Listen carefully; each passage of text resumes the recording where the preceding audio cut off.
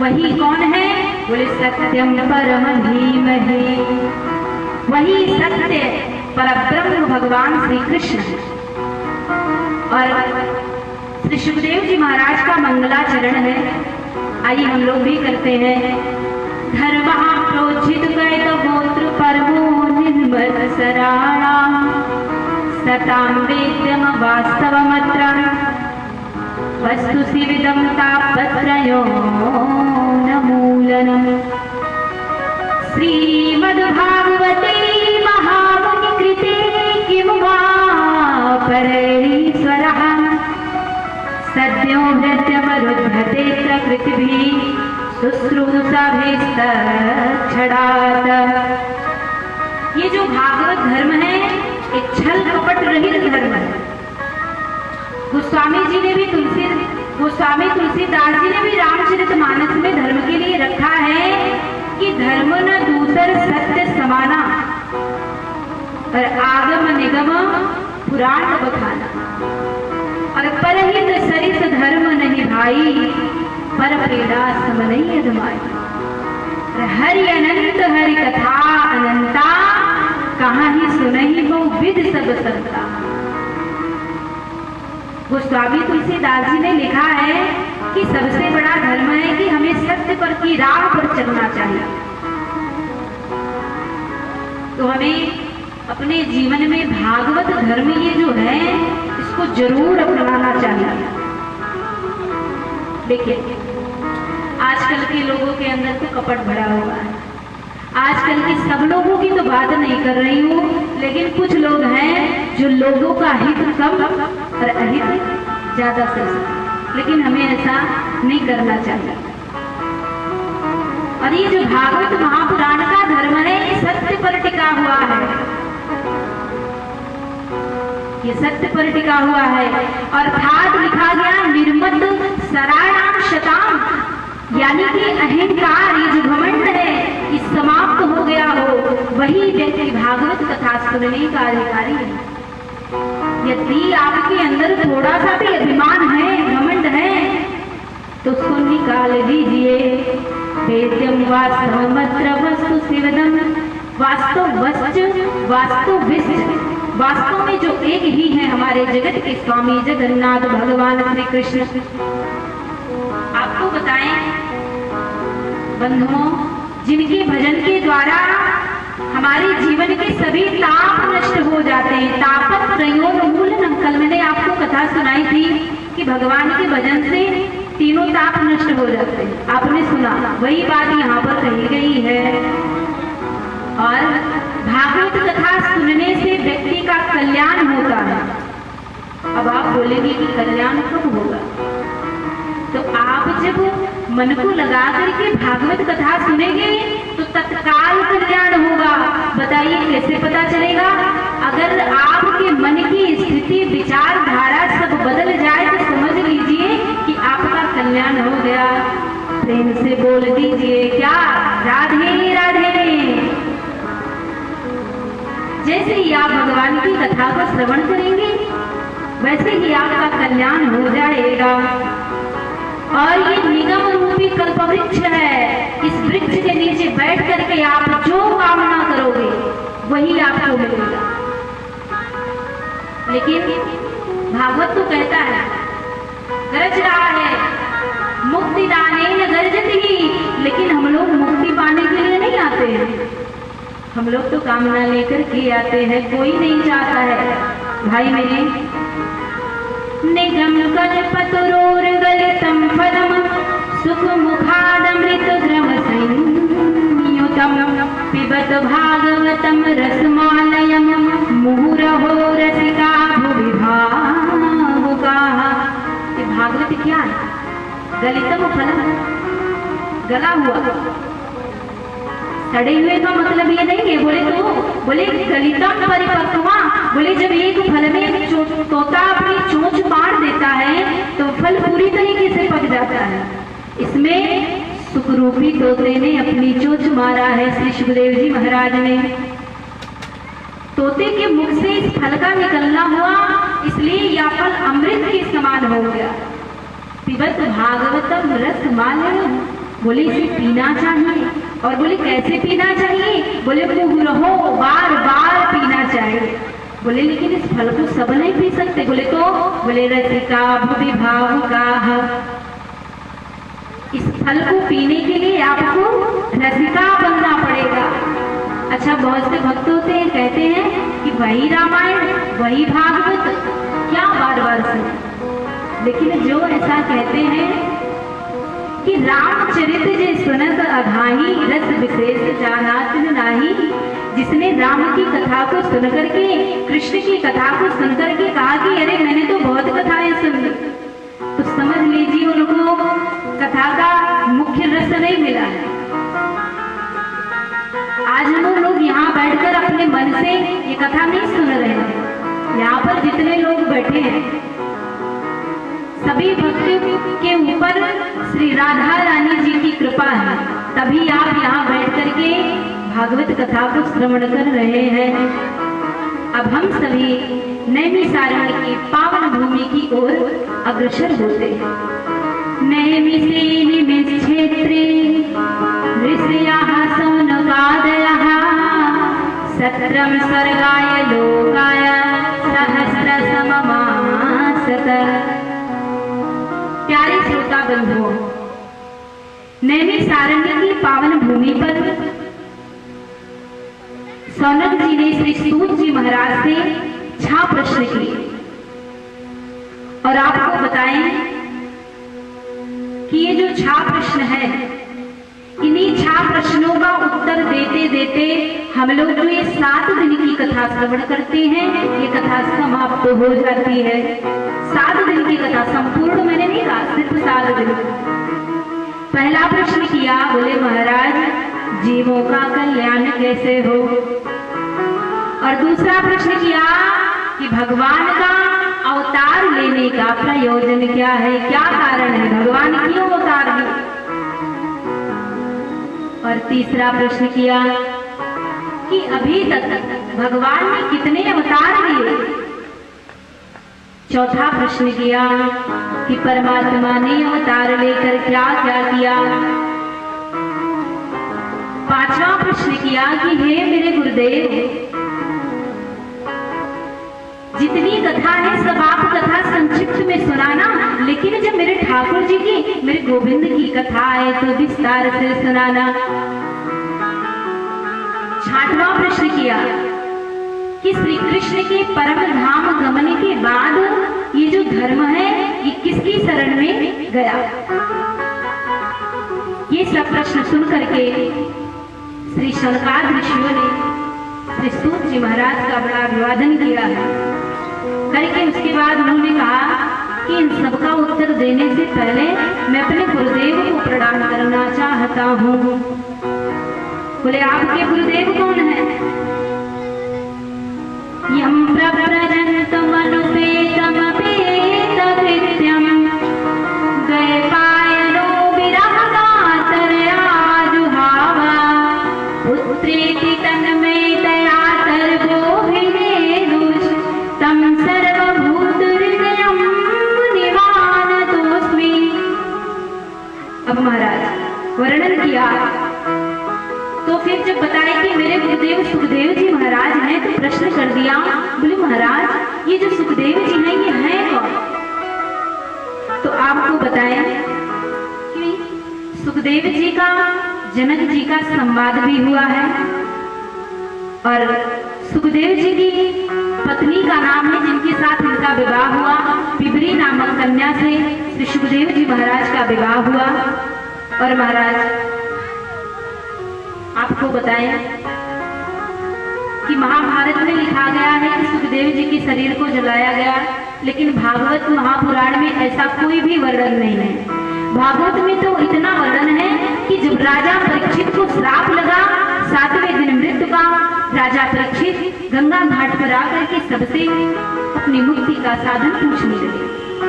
तब श्री सुखदेव जी महाराज ने भागवत कथा का रसपान कराया। तो भक्तों आपको बताएं कि श्री सुखदेव जी महाराज कौन, बहुत ध्यान से सुनना। ये जो श्री सुखदेव जी महाराज हैं, ये हमारी जो प्यारी श्री राधा रानी जी है ना, हमारी प्यारी राधा रानी जी के तोते हैं। सुखदेव जी महाराज राधा रानी के तोता हैं और ये श्री राधा रानी जी और कृष्ण जी के साथ गोलोक धाम में निवास करते हैं। ये तोता कभी उड़ करके जाकर के श्री राधा रानी जी के हाथ पर बैठता और कहता राधे राधे राधे राधे। जब राधा रानी जी के हाथ पर बैठता तो राधा रानी कहती अरे प्यारे तू कृष्ण नाम जप। अब वो तोता उड़ करके जाकर के श्री कृष्ण जी के हाथ पर बैठ गया। जब श्री कृष्ण जी के हाथ पर बैठ गया तो भगवान श्री कृष्ण कहते अरे प्यारे राधे राधे जप। अब तोता बड़ा परेशान, बोले राधे जपो कि कृष्ण जपो। अब वह तोता राधे कृष्ण का जाप करने लगा। क्या बोलने लगा कि राधे कृष्ण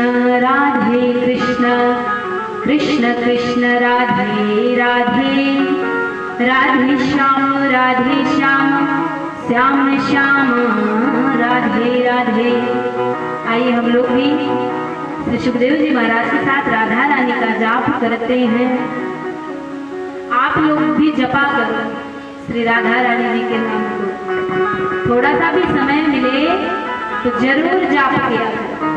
सभी भक्त बैठे बैठे ही ताली सेवा जरूर करें, क्योंकि जब आप ताली बजाते हैं तो भगवान ताली बजाने से बहुत खुश होते हैं और आपके सारे पाप जो है ना वो मिट जाते हैं और जो नहीं बजाता है उन्हीं के ऊपर जाकर के सवार हो जाते हैं।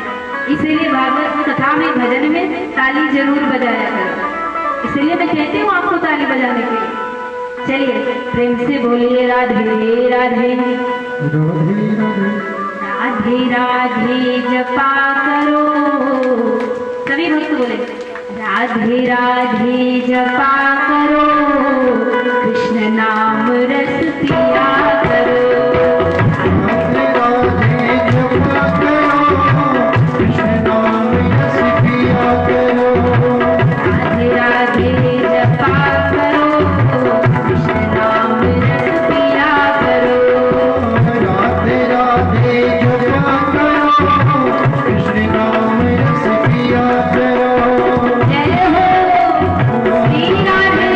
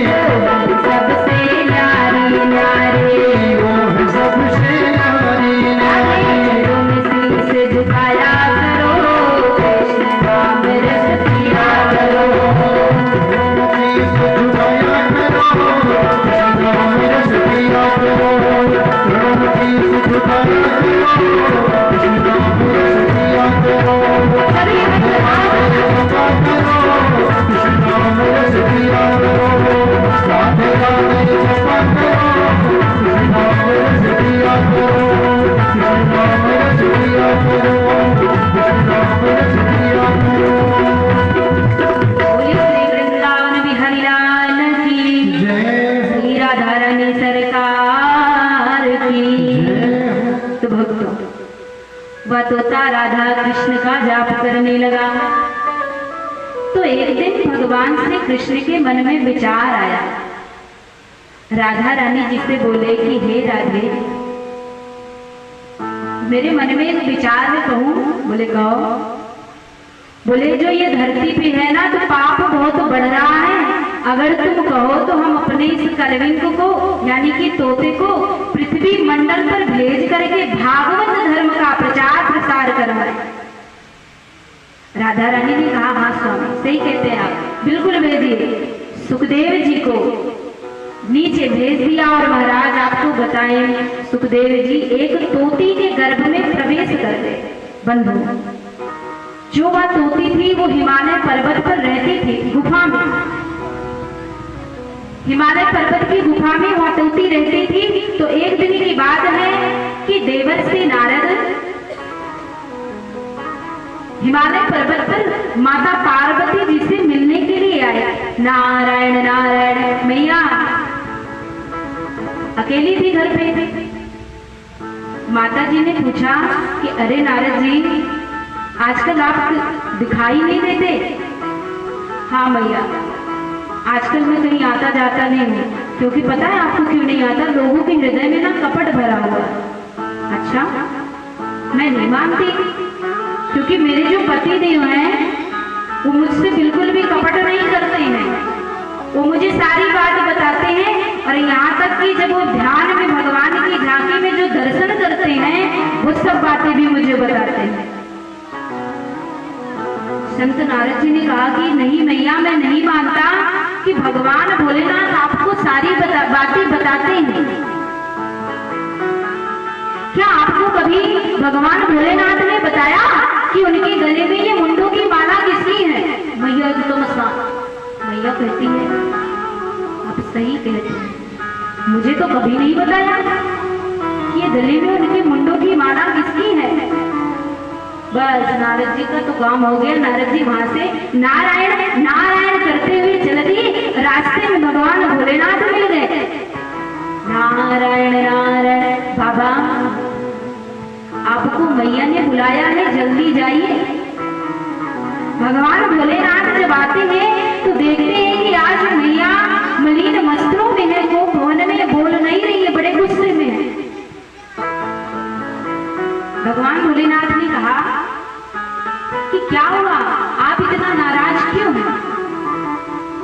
मैया पार्वती ने कहा आप तो मुझसे बिल्कुल बात मत करना, मुझे आपसे तो बात ही नहीं करनी है, बिल्कुल मुझसे बात मत करना। अरे देवी हुआ क्या, पहले ये तो बताओ। बात नहीं करोगी नहीं करोगी, पहले ये तो बताओ हुआ क्या? बोले आप जैसा कपटी मैंने आज तक नहीं देखा। आप इतनी बड़ी बात मुझसे छुपाए आज तक नहीं बताया। अरे देवी पहले बात तो बताओ, बात क्या है? बोले आपके गले में ये जो मुंडों की माला है, मुझे बताइए ये किसकी माला है? भगवान भोलेनाथ ने जवाब दिया। भगवान भोलेनाथ ने बड़ा विचित्र जवाब दिया। क्या कहा भगवान भोलेनाथ? भगवान भोलेनाथ ने कहा देवी वैसे तो तुम जगत जननी जगदम्बा हो, लेकिन जब जब आप लीला करती हो, लीला करने के बाद अपने शरीर का त्याग करती हो, तो मेरा आपसे परस्पर प्रेम बना रहे, इसलिए मैं आपके मुंडों को काट करके पहन देती हूँ। ये बात सुनकर के माता पार्वती को बड़ा आश्चर्य हुआ। स्वामी गलती हो गई, मैंने आपको इतना, मैं तो सोची किसी और की होगी। भगवान भोलेनाथ ने बताया हाँ वैसे आप ठीक कह रहे हैं कि मैं तो बार बार मर जाती हूँ। अच्छा एक बात बताइए, आप क्यों नहीं मरते हैं? भगवान भोलेनाथ ने कहा कि मैं अमर कथा का पान किया हूँ, इसलिए नहीं मरता हूँ। अच्छा स्वामी, तो क्या मैं समर कथा का पान नहीं कर सकती? मुझे भी आप वो अमर कथा सुनाइए ना, हमें भी पान करना है। भगवान भोलेनाथ ने कहा देखिए देवी ऐसा है कि उसके कुछ नियम है, हर कोई अमर कथा का अधिकारी नहीं है। अच्छा क्या स्वामी मैं भी नहीं हूँ? तो प्यारे श्रोता बंधु आपको बताएं वो अमर कथा कौन सी है? वो अमर कथा कोई और नहीं, यही श्रीमद् भागवत महापुराण की कथा है। बंधुओं, माता के बार बार आग्रह करने पर भगवान भोलेनाथ ने कहा कि ठीक है, मैं आपको अमर कथा का पान कराऊंगा। देखिए देवी, इस कथा के कुछ नियम हैं। देखिए, जब हम भी कथा सुने तो कथा हमें कभी मंच के पीछे बैठ करके हमें कथा कभी नहीं श्रवण करनी चाहिए। हमेशा मंच के सम्मुख बैठ करके कथा श्रवण करनी चाहिए। और जो व्यास जी का आसन हो वहां पर उससे ऊंचा आसन किसी का नहीं होना चाहिए। और आप जब भी कभी भागवत कथा सुने तो भागवत जी के सामने अपना जो पैर है इसको एकदम ऐसे आगे करके ना सुने, क्योंकि इस आसन का नाम है दरिद्र आसन। यदि इस आसन से इंद्र भी कथा श्रवण करता है तो वो भी दरिद्र हो जाता है। भगवान भोलेनाथ ने कहा, देवी मैं आपको कथा सुनाऊं और कहीं आपको नींद आ जाए तो क्या करोगी? देखिए, अगर कथा में एक ही श्रोता हो, एक ही वक्ता हो, और एक ही श्रोता हो और वो श्रोता सो जाए तो वक्ता किसको कथा सुनाए? तो बहुत फर्क पड़ता है। और जहाँ पर 10-20 श्रोता हो या और भी हो तो वहां पर एक आध को सो भी गए तो कोई ज्यादा फर्क नहीं पड़ता है। माता पार्वती ने कहा कि स्वामी मैं नहीं सोऊंगी, मैं सच कह रही हूं, नहीं सोऊंगी। अच्छा, भगवान भोलेनाथ ने कहा कि चलो ठीक है, तुम ना कथा के बीच में एक काम करती है ना, मैं आंख बंद करके कथा सुनाऊंगा। तुम जब प्रथम स्कंद संपूर्ण हो तो बोलना प्रथम स्कंद हो, जब द्वितीय स्कंद संपूर्ण हो तो बोलना द्वितीय स्कंद हो। तुम जैसे पहले क्या होता था, घर में जब छोटे छोटे बच्चे होते थे तो रात में जैसे घर में दादी जी होती थी या पे अम्मा भी बोलते हैं शायद, तो उनसे बच्चे कहते थे कि मुझे कहानी सुनाओ।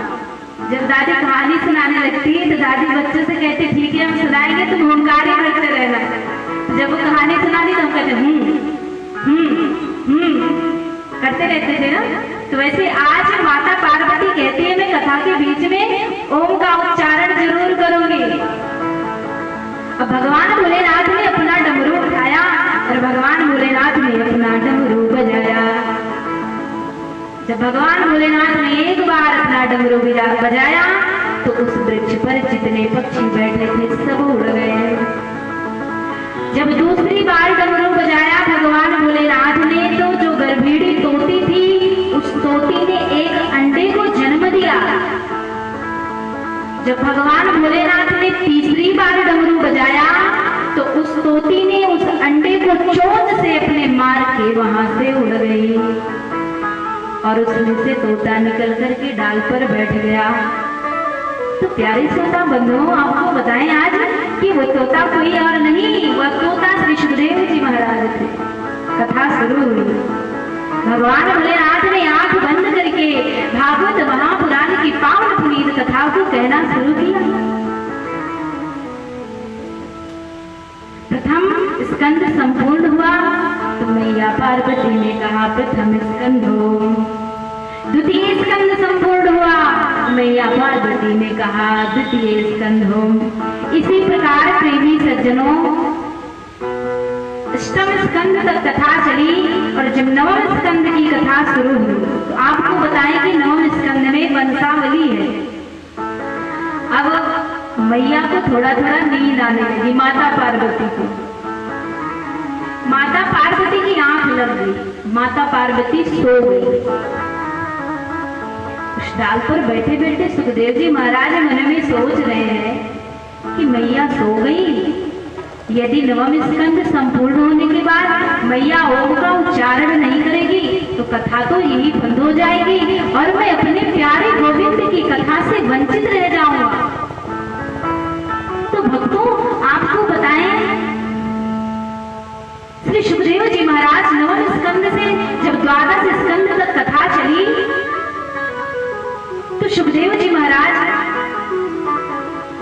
नवम स्कंद से द्वादश स्कंद का ओम का उच्चारण किए और जैसे कि कथा संपूर्ण होती है भगवान भोलेनाथ ने जयकारा लगाया, बोलिए कृष्ण कन्हैया लाल की जय, भागवत महापुराण की जय। और जैसे ही जयकारा लगा मैया की आंख खुल गई। अच्छा स्वामी कृष्ण जन्म हो गया क्या? भगवान भोलेनाथ कहते हैं कृष्ण जन्म। अरे देवी तुम सो गई थी क्या? अरे हाँ स्वामी मैं क्या बताऊं आपको, जब आप वही नवम स्कंद में बाप बेटा कर रहे तो थोड़ा मुझे नींद आ गई तो मैं सो गई। भगवान भोलेनाथ कहते हैं, क्या कहते हैं भैया बताइए? भगवान भोलेनाथ कहते हैं, ध्यान से सुनना, कि जब कथा के बीच में आप सो गई तो ये ओम का उच्चारण कौन कर रहा था? ये बोली स्वामी मुझे कुछ नहीं पता। भगवान भोलेनाथ आगे देखते हैं पीछे देखते हैं, कहीं कोई दिखाई नहीं दिया। प्यारे श्रोता बंधुओं, भगवान भोलेनाथ ने जैसे ऊपर निगाह डाली तो देखे कि डाल पर श्री सुखदेव जी महाराज बैठे हैं। आज भगवान भोलेनाथ को बहुत क्रोध आया, अपना त्रिशूल लेकर के भगवान भोलेनाथ सुखदेव जी महाराज को मारने के लिए दौड़े। और सुखदेव जी महाराज भाग करके श्री वेदव्यास जी की पत्नी बिटिका अपने घर में बैठ करके जमुनाई ले रहे थे और सुखदेव जी महाराज उठ करके बिटिका के मुख से उनके गर्भ में प्रवेश कर गए।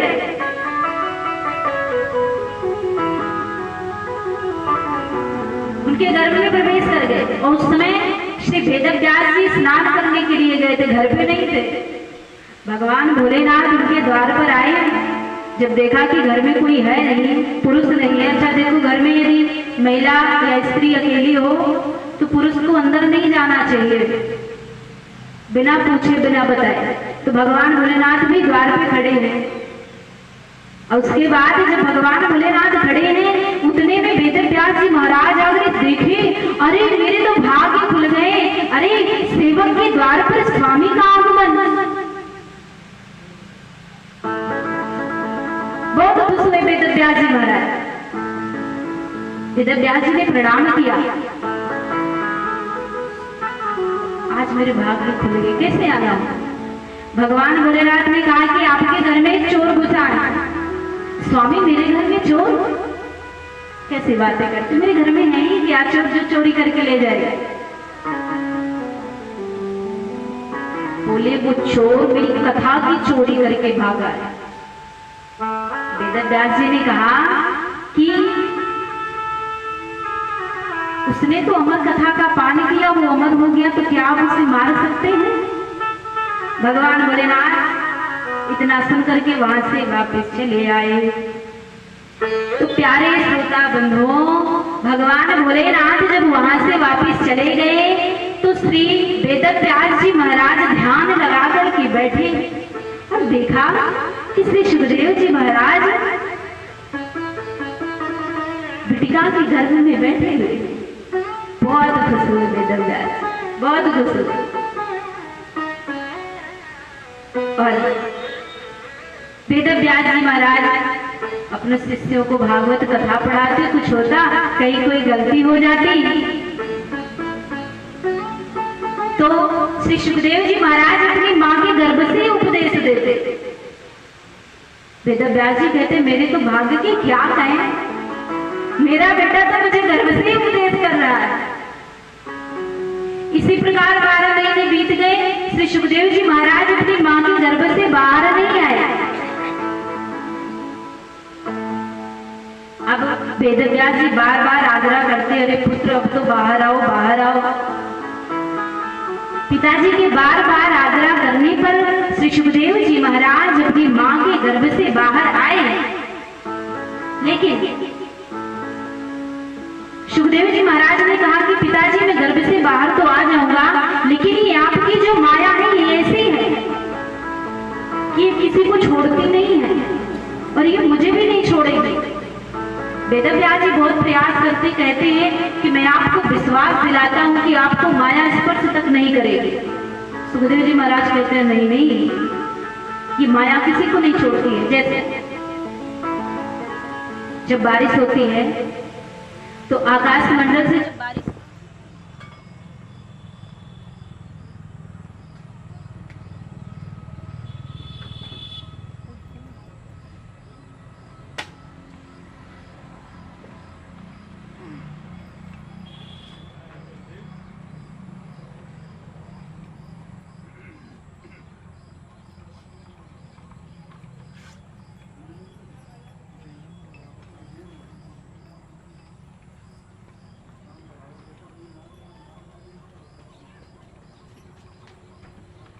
चलिए सभी लोग जब तक श्री राधा राधा संकीर्तन करते हैं ध्यान न टूटेगा तब तक वैसे ही हमारो धन राधा श्री राधा श्री राधा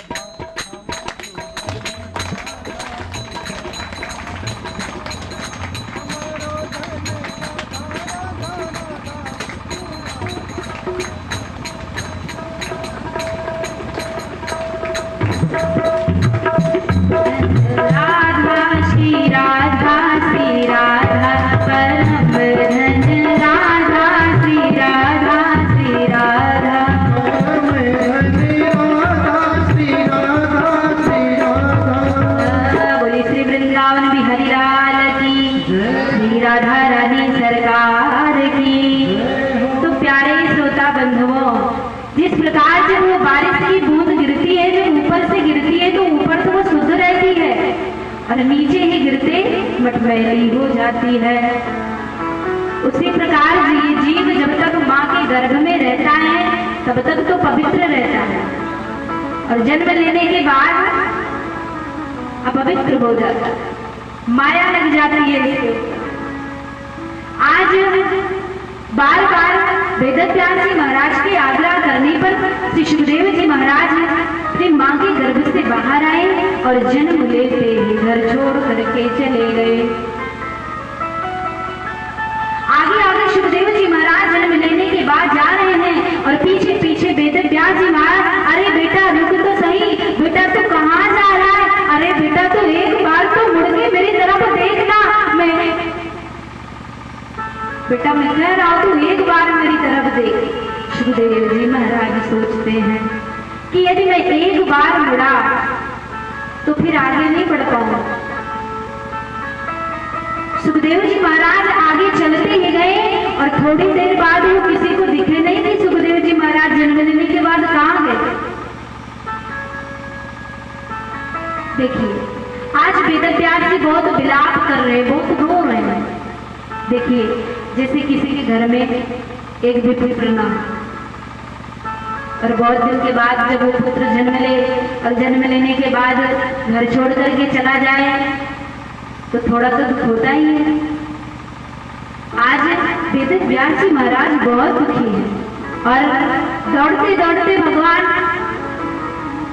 सुखदेव जी महाराज कहीं दिखे नहीं उनको, और तो जा करके वृक्षों से लता पताओं से जाकर के सबसे पूछ रहे हैं वन में। जब उनको कहीं नहीं दिखे तो क्या तुमने मेरे पुत्र को देखा है, वृक्षों से पूछ रहे हैं। अरे तुम्हारी तो इतनी लंबी लंबी शाखाएं हैं, तुमने तो मेरे पुत्र को जरूर देखा होगा।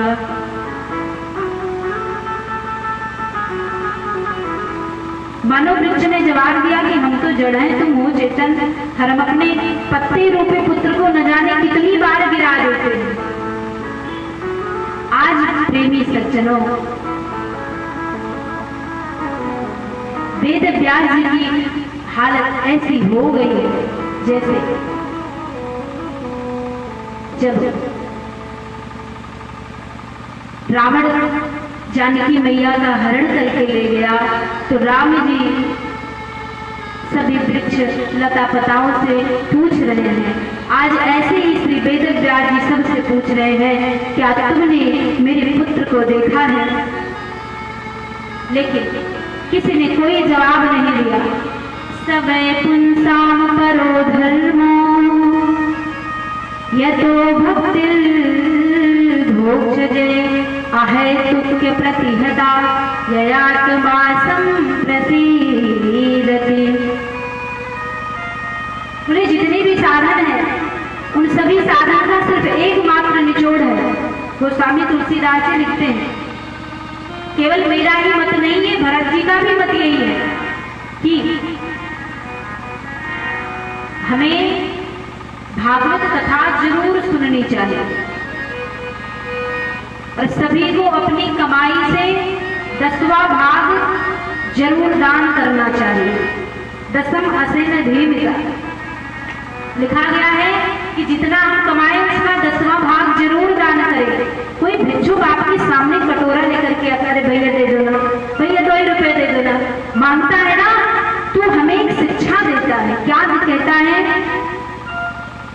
जो आपके सामने कटोरा फैलाता है तो कहता है कि आपके पास तो बहुत धन है, आपने अपने पूर्व जन्म में दान किया, हमने कोई दान नहीं किया, तो आज परमात्मा ने हमारे हाथ में कटोरा थमा दिया है, इसीलिए थोड़ा बहुत दान करते रहा करो। अब प्रश्न किया, बोले महाराज भगवान के कितने अवतार हैं? तो आपको बताएं, गोस्वामी तुलसीदास जी ने लिखा है कि जब जब होई धर्म में हानि, बाढ़ी असुर अधम अभिमानी, करही अनीति जाई नहीं परनी, सीदहि विप्र धेनु सुर धरनी, तब प्रभु धरी विविध शरीरा, हरहि कृपा निज सजन पीरा, असुर मारि थापहि सुरन, राखहि निज श्रुत से तो, जग विस्तारहि विशद जस, राम जन्म करहे। जब जब धर्म की हानि होते हुए देखते हैं पाप बढ़ता है, तब तब प्रभु गौ ब्राह्मण और धर्म की रक्षा के लिए किसी न किसी रूप में जरूर अवतरित होते हैं। बोले भगवान ने कितने अवतार लिए? बोले भगवान के तो 24 अवतार हुए। आइए हम लोग भी कुछ पंक्तियों के द्वारा भगवान के 24 अवतारों का गायन करेंगे और जितने भक्त हैं सभी भक्त ध्यान के साथ सुनेंगे।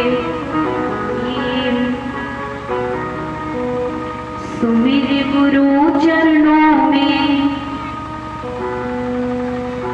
सुमिर गुरु चरणों में हम ध्यान लगाते हैं, हम ध्यान लगाते हैं, श्री नारायण के अवतारों की कथा सुनाते हैं, श्री नारायण के अवतारों की कथा सुनाते हैं। जय जय नारायण श्रीमन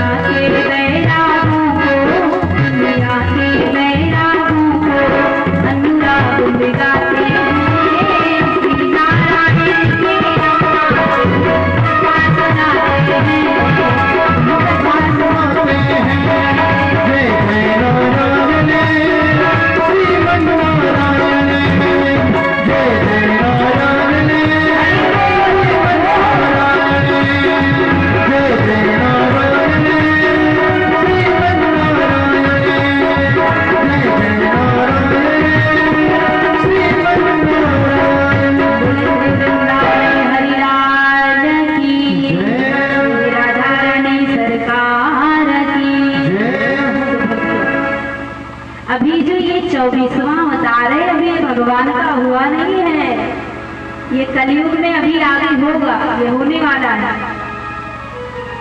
द्वापरे समनुप्राप्ते तृतीये युग पर्यये जातः परसराज्योगी वासव्याम कलराहरे। एक बार की बात है, श्री वेद व्यास जी सरस्वती नदी के किनारे आज बड़ी चिंतित अवस्था में बैठे हुए हैं और वहां पर संत नारद जी का आगमन हुआ। उन्होंने प्रणाम किया। नारद जी ने पूछा, क्या हुआ, आप इतने उदास क्यों हैं?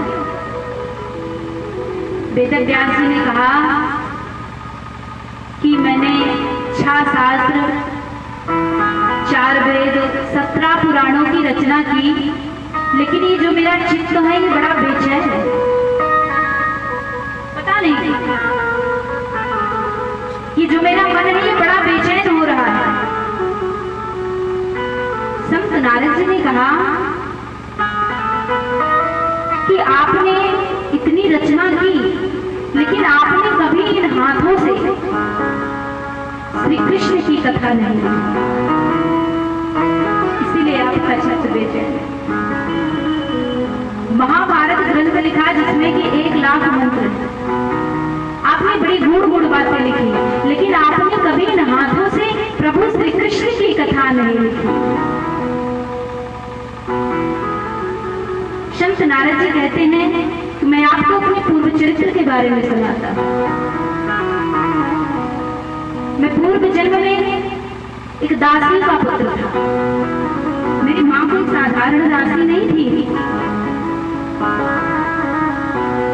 मेरी मां संतों की सेवा करती थी और बहुत सेवा करती थी। मेरे गांव में कुछ संत लोग चतुर्मास करने के लिए आते तो मेरी मैया बहुत सेवा करती। एक दिन मैं गाय चराने के लिए गया था और गाय चरा करके आया। मैंने कहा, मैया देख, मैया तो इन संतों की सेवा मत किया कर। तो मैया ने कहा, नहीं बेटा, ऐसा नहीं बोलते हैं। मेरी माँ ने मुझे डांट लगा दी। धीरे धीरे समय व्यतीत हुआ। संत नारद जी का एक दिन ऐसा हुआ कि मैं गाय चराते चराते बहुत दूर चला गया और मुझे बहुत जोर की भूख प्यास लग गई। और मैं जब गाय चरा करके वापस लौट रहा था तो रास्ते में उन संतों का आश्रम पड़ा। उन संतों की जूठी पतली पड़ी हुई थी और उसमें कुछ अन्न के ग्रास लगे हुए थे। और मुझे इतनी जोर की भूख लगी कि मुझे से सहन नहीं हुआ और मैं उस पत्थर को उठा करके खाने लगा। और वो संत खड़े हो करके देख रहे थे। संत ने कहा, बेटा, एक ग्रास और पा। संत नारद जी कहते हैं कि जैसे ही मैंने उस जूठी पत्थर का ग्रास उठाया, मेरे हृदय की भावना बदल गई। मैं संतों की सेवा करने लगा। आज जब वही संत जाने लगे, जब वो संत जाने लगे तो आज मुझे रोना आ रहा है। मैं संत से कह रहा हूँ कि संत जी मुझे भी अपने साथ ले चलिए ना। संत जी मना कर देते हैं। संत ने कहा कि इनकी माँ इतनी सेवा करती है मेरी, इसका एक इकलौता पुत्र, इसको मैं ले जाऊंगा तो इसकी माँ तो मुझे बहुत गाली देगी। वो संत नारद जी को एक मंत्र देते हैं। कहते हैं कि तुम इसी मंत्र का जाप करो, भगवान तुम्हें अवश्य मिलेंगे। तो भक्तों, जिसको भी भगवान को अपने चक्रव्यूह में फंसाना है, इस मंत्र का जाप करो। और इस मंत्र का जाप करने से भगवान भक्त के चक्रव्यूह में फंस जाते हैं। नमो भगवते तुभ्यं वासुदेवाय धीमहि प्रद्युम्नाय अनिरुद्धाय नमः संकर्षणाय च।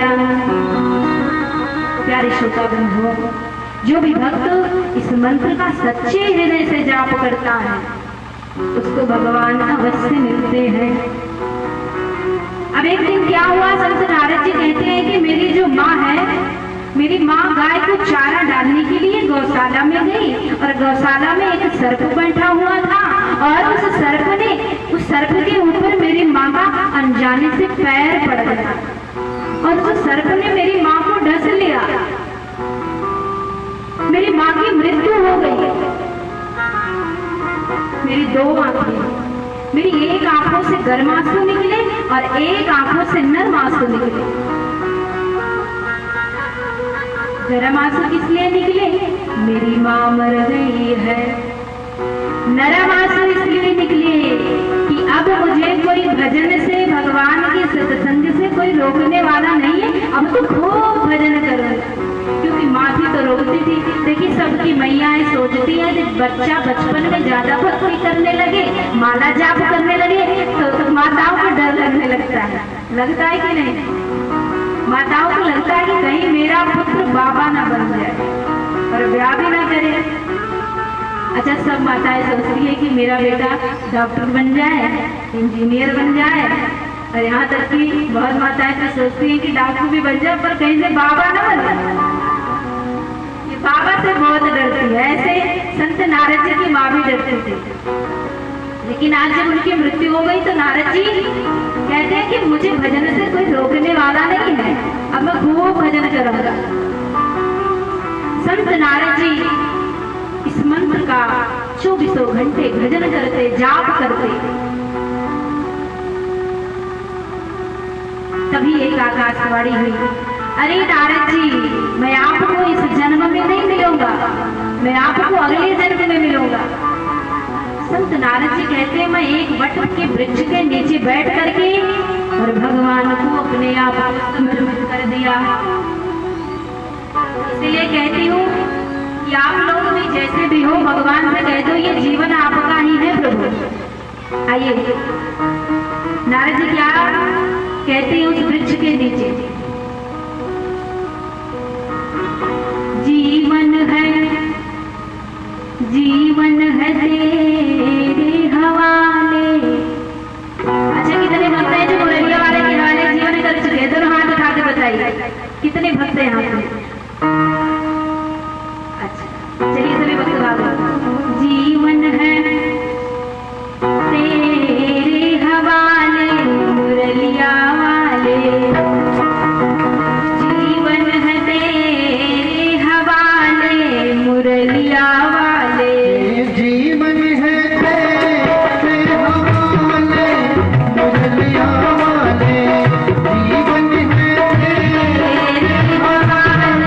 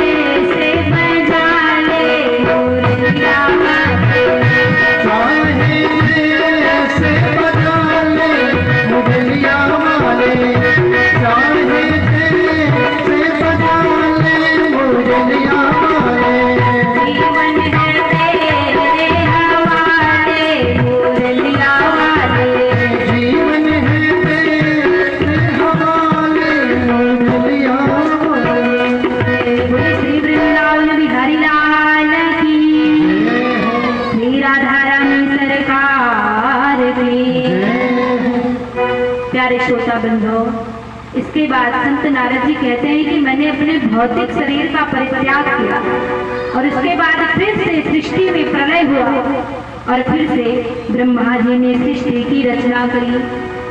रचना करते समय ब्रह्मा जी के 10 पुत्र हुए, मरीचि, अत्रि, अंगरा, पुलस्त्य, पुलह, कृत, भृगु, वशिष्ठ, दक्ष और 10वें पुत्र के रूप में संत नारद जी आए। नारद जी के मुख पर सदैव प्रभु का नाम रहता, हमेशा भगवान का नाम लेते हैं। संत नारद जी एक बार भगवान विष्णु जी के पास गए और वहां पर भजन गा रहे थे। भगवान विष्णु ने कहा, नारद तुम तो बहुत अच्छा गाते हो। हाँ प्रभु, गाता तो बहुत अच्छा हो, पर मेरे पास बजाने के लिए कुछ भी नहीं है। अच्छा तो क्या चाहिए आपको? बोले प्रभु, यदि आपसे कुछ मांगू तो क्या आप मुझे दे दोगे? बोले मांगो तो सही। बोले प्रभु, आपके पास ये जो बीड़ा रखी है ना, ये बीड़ा मुझे बहुत पसंद है, आप ये बीड़ा मुझे दे दीजिए। भगवान विष्णु ने अपनी बेड़ा उठा करके संत नारद जी को दी। संत नारद जी हमेशा बेड़ा बजाते हैं और हरि का गुण गाते हैं।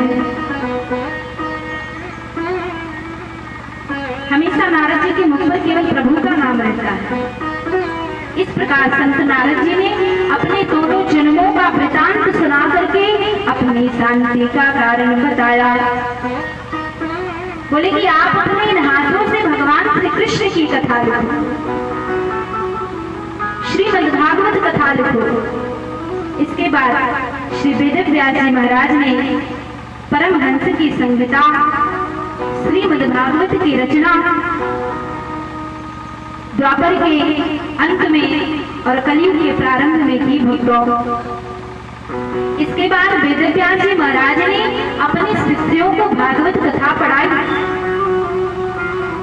सभी शिष्यों को भागवत कथा पढ़ाई। आज बहुत दिन के बाद श्री वेद व्यास जी को अपने पुत्र की याद आ रही है। कौन पुत्र? अभी आपने सुना कि जो पुत्र जन्म लेते ही घर छोड़ करके चला गया, श्री सुखदेव जी महाराज कहते हैं कि यदि मेरा पुत्र होता तो मैं उसे भागवत कथा जरूर पढ़ाता। अपने शिष्यों को कुछ श्लोक देते हैं, कहते हैं कि जाओ वनों में कंदराओं में इन श्लोकों का गुणगान करो। यदि मेरा बेटा मेरा पुत्र कहीं भी होगा तो इस श्लोक को सुन करके उसकी समाधि जरूर करो। क्योंकि भक्तों, जो भगवान के भक्त होते हैं, सच्चे भक्त होते हैं, वो कहीं पर भी कथा हो रही है, सत्संग हो रहा है तो बुलाने के लिए नहीं देखते। उनके कान में आवाज गई, वो सुनकर के चले आए, क्योंकि वो प्रेमी है, भगवान से प्रेम करते हैं। आज वेद व्यास जी के शिष्य श्लोक को लेकर के वनों में उच्चारण करने लगे। अहो बकीयम स्तनकाल कूटम जिघांसया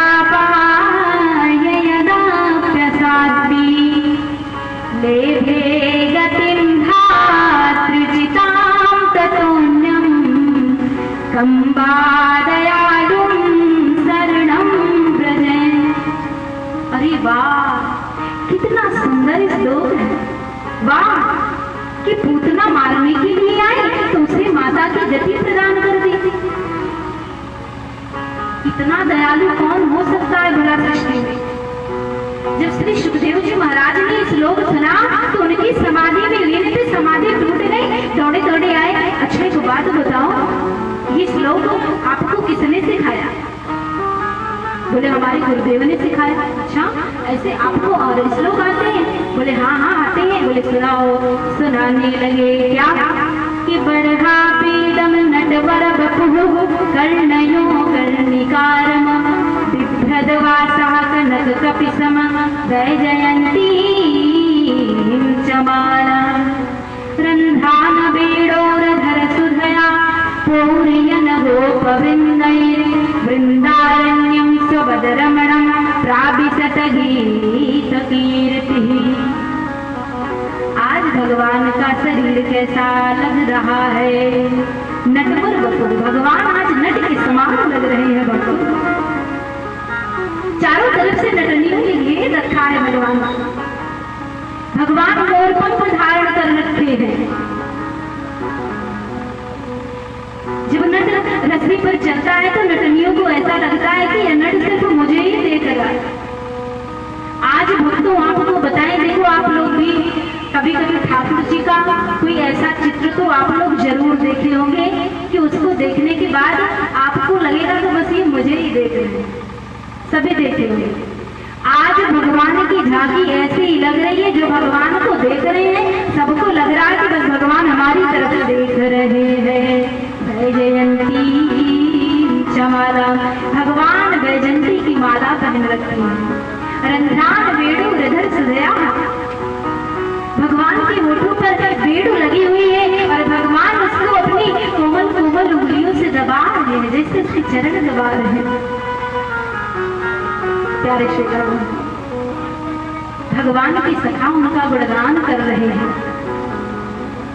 ये सब शब्द सुन करके श्री सुखदेव जी महाराज आकर्षित हुए और उनके पास आए और श्री वेद व्यास जी महाराज ने श्री सुखदेव जी महाराज को श्रीमद् भागवत महापुराण की कथा सिखाया है। सा संहितां भागवतीं कृत्वा नुग्रम्य चात्मजं सुखमध्यापयामास निवृत्त निरतं मुनिः। इसके बाद वेद व्यास जी ने सुखदेव या अन्य शिष्यों को भागवत कथा पढ़ाई। यहाँ से भक्तों थोड़ा सा प्रसंग बदल रहा है, महाभारत की तरफ थोड़ा सा चलते हैं, क्योंकि इतना समय नहीं है कि आपको विस्तार से कथा सुने। यहाँ से थोड़ा सा प्रसंग बदला। आइए हम लोग महाभारत के प्रसंग में चलते हैं। यदा मृधे कौरव संजयानां वीरे स्वधो वीरगतिं गतेषु वृकोदरा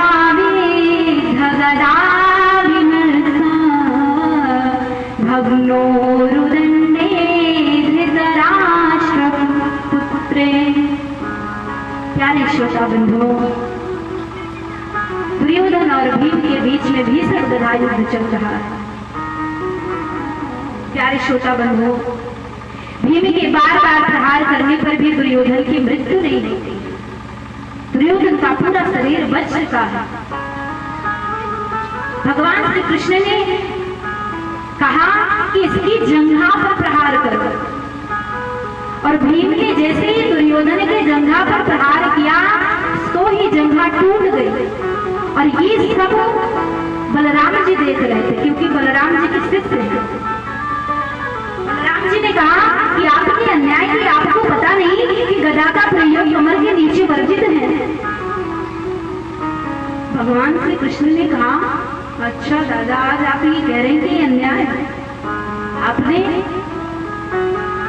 जब अन्याय हो रहा था तो आपने ये नहीं बोला कि अन्याय है।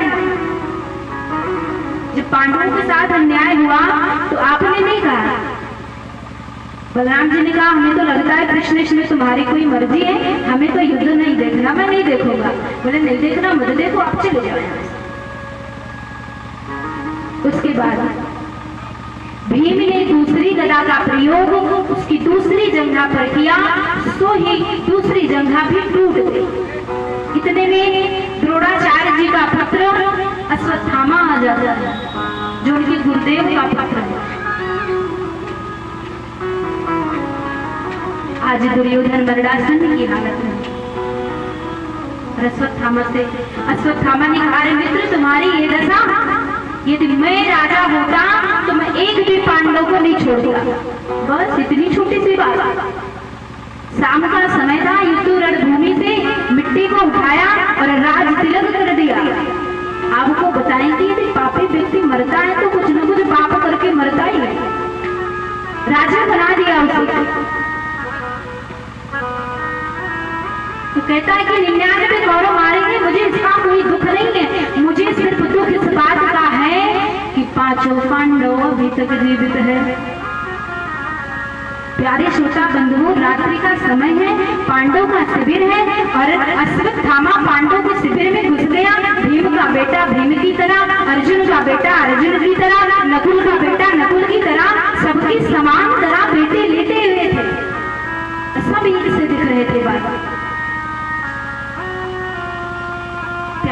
बंधु शिविर में घुस करके एक तलवार लिया और बड़ी बेरहमी के साथ भक्तों धड़ से गर्दन को अलग कर दिया और सबके सिर को लेकर के दुर्योधन जी के पास आया। मित्र, आपने एक पांडव की बात की थी, मैं तो 5 पांडव को मार के ले रहा।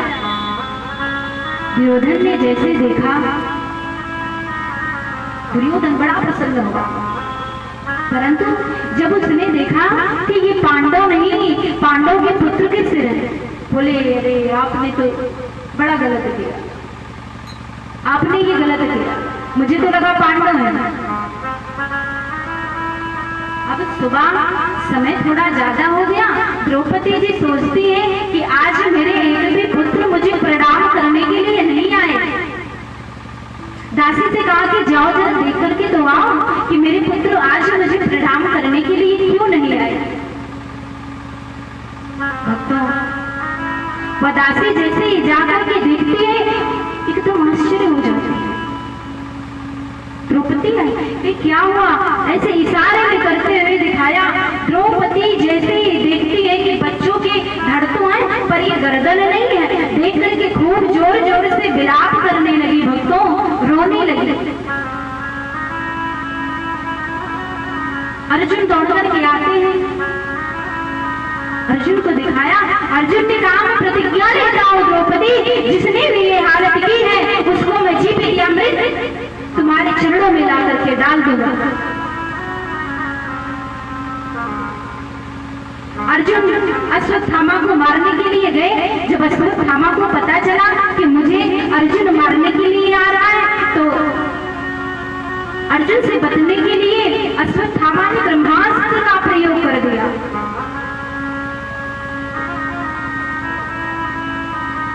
जब अश्वत्थामा ने ब्रह्मास्त्र का प्रयोग किया तो भगवान श्री कृष्ण को अर्जुन ने याद किया और कहा, कृष्ण कृष्ण महाबाहो भक्तानां भयंकर त्वमेको दय्यमानानां पवर्गोऽसि संकृते। अर्जुन कृष्ण को पुकारने लगे, हे श्री कृष्ण मेरी रक्षा करो। अर्जुन आ गए। अर्जुन के सामने भगवान श्री कृष्ण आ गए। कृष्ण ने कहा कि अर्जुन ये कोई साधारण शस्त्र नहीं है, ब्रह्मास्त्र है, इससे बचने के लिए तुम भी ब्रह्मास्त्र का प्रयोग करो। अर्जुन ने ब्रह्मास्त्र का प्रयोग किया है। उसके बाद अश्वत्थामा को पकड़ करके रथ के पीछे बांध दिया और बांध करके द्रौपदी जी के सामने आ गया और ला करके उनके चरणों में पटक दिया और तलवार उठा ली मारने के लिए। और जैसे ही मारने को तैयार हुआ, द्रौपदी तुरंत ही रोक गई, स्वामी नहीं नहीं नहीं, आप इसे मत मारो, स्वामी इसे आप मत मारो, ये ब्राह्मण है, ये गुरुपुत्र है, आप इसे रहने दो मारने के लिए। तो प्यारे श्रोता बंधु, हमारे देश में ऐसी ऐसी नारी नहीं है। नारी की वात्सल्यता को देखो। आज एक नारी अभी तक विलाप कर रही थी कि उसके 5 पुत्र मर गए हैं। अब वो इसलिए रो रही है कि कहीं अपराध ना हो जाए, कहीं ब्रह्म गुरु के पुत्र की हत्या ना हो जाए। स्वामी, इसको मारने से मेरे 5 पुत्र वापस तो नहीं आ जाएंगे ना। सब आए इकट्ठे थे, कृष्ण को बुलाया। कृष्ण से पूछा गया कि कृष्ण इसमें तुम क्या कहते हो? भगवान श्री कृष्ण ने कहा कि बाल हत्यारे को कभी छोड़ना नहीं चाहिए और ब्राह्मण को कभी मारना नहीं चाहिए। देखिए, भगवान श्री कृष्ण ने टेढ़ी मेढ़ी बात के जवाब में किसी को समझ नहीं आया, लेकिन भगवान श्री कृष्ण की इस टेढ़ी मेढ़ी बात को अर्जुन समझ गए। भगवान का इशारा अर्जुन समझ गए। अर्जुन तुरंत ही जो अश्वत्थामा के मस्तक पर राज मणि लगी हुई थी, उस मणि को निकाल करके सभा से अपमानित कर दिया और अपमानित करके भगा दिया। प्यारे श्रोता बंधु, ब्राह्मण को कभी मारना नहीं चाहिए। ब्राह्मण का यदि आप अपमान कर देते तो वही मर जाता है। ब्राह्मण का सिर्फ अपमान करने से ही उसकी मृत्यु हो जाती है। आज अर्जुन अपने पुत्रों का अंतिम संस्कार करने के लिए जा रहे हैं। भगवान श्री कृष्ण से रोते हुए कहते हैं कि प्रभु, मेरा बड़ा दुर्भाग्य है कि एक पुत्र अपने पिता का अंतिम संस्कार करता है, लेकिन आज एक पिता अपने पुत्र का अंतिम संस्कार कर रहा है। भगवान श्री कृष्ण ने कहा कि अर्जुन, कोई बात नहीं, विधाता का खेल है, जो जैसे चल रहा है चलने दो। अब अश्वत्थामा को जब अपमानित करके भेज दिया गया, तो अश्वत्थामा सोचता है कि अब तो इनके वंश में इन्हें कोई जल देने वाला भी नहीं बचा है। लेकिन प्यारे श्रोता बंधुओं, जब युद्ध चल रहा था तो उस समय अभिमन्यु की पत्नी जो उत्तरा है वो गर्भवती थी।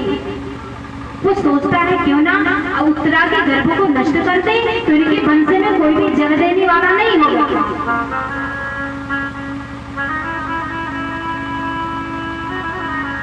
प्यारे श्रोता बंधुओं, अश्वत्थामा ने उत्तरा के गर्भ पर एक अग्नि यस्त्र का प्रयोग कर दिया। जब उत्तरा के ऊपर अग्नि यस्त्र का प्रयोग किया तो उत्तरा रोती रोती चिल्लाती दौड़ी कृष्ण को पुकारने लगी। क्या कहने लगी कि पाई पाही महायोगिनी देव देव जगतपते नान्यम तद्भयं पश्ये यत्र मृत्यु परस्परम। हे कृष्ण, हे जगतपति, मेरे गर्भ की रक्षा करो। भगवान श्री कृष्ण जब देखते हैं, कहते हैं ये दुष्ट हरकत तो अश्वत्थामा की है। भगवान श्री कृष्ण कहते हैं कि अर्जुन तो उसे मारना चाहता है जिसको मैं बचाना चाहता हूँ। आज पहली बार ऐसा हुआ कि जब भगवान श्री कृष्ण ने एक गधे के बराबर अपना रूप धारण करके उत्तरा के गर्भ में भगवान ने प्रवेश किया और उनके गर्भ की रक्षा की। तो प्यारे श्रोता बंधु, आपको बताएं क्या कि दुनिया वाले कितनी भी कोशिश कर गए, यदि भगवान आपके साथ हैं तो ये आपका बाल बांका नहीं कर पाएंगे। क्यों? ध्यान से सुनिए। मारने वाला है भगवान, बचाने वाला है भगवान। ये सब उसके हाथ में, दुनिया वालों के हाथ में नहीं है। कि बाल न बांका होता जिसका हो, बाल न बांका होता जिसका, रक्षक दयाल था है भगवान, बचाने वाला है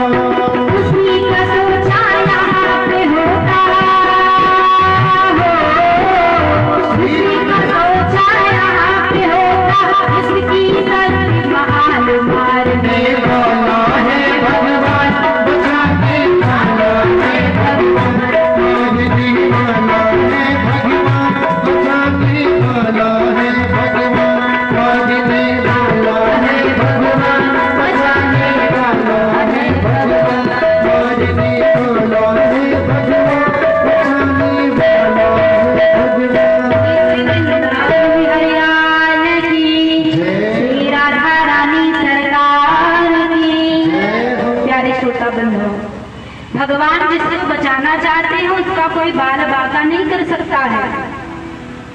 भगवान ने उत्तरा से पूछा कि उत्तरा तुम कैसी हो? उत्तरा ने कहा कि प्रभु अब मैं एकदम ठीक हूँ। अब गोविंद के विदा लेने का समय आया। भगवान हस्तिनापुर से चलना चाहे द्वारिका को। सभी हस्तिनापुर वासियों का जो हृदय है वो गम से सरोवर हो गया।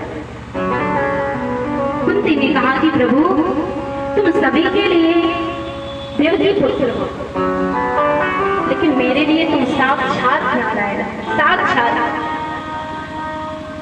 मैं आपसे